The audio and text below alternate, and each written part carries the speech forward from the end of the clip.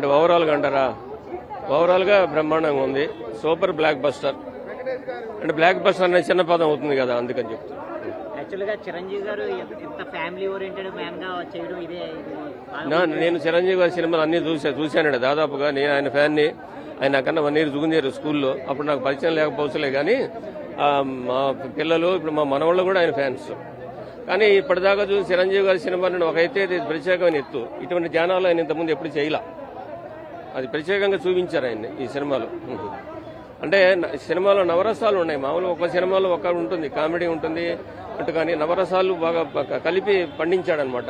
మీకు ప్రత్యేకంగా నచ్చిన కామెడీ సీన్ ఏంటి? చిరంజీవి గారు మూవీలో చిరంజీవి గారు చేసిన కామెడీ సీనా? కామెడీ సీన్ అన్ని బాగున్నాయండి.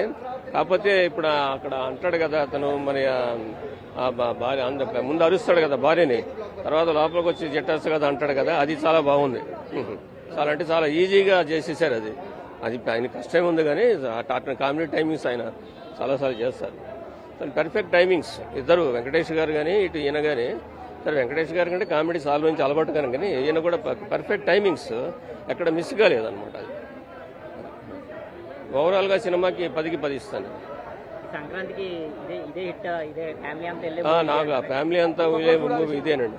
కంపల్సరీ ఇదే 10కి 10 ఇస్తాను రేటింగ్ అయితే నేను ఈ సినిమాకి అయితే. ఎలా ఉందమ్మా చిరంజీవి గారి మనశంకర్ వరప్రసాద్?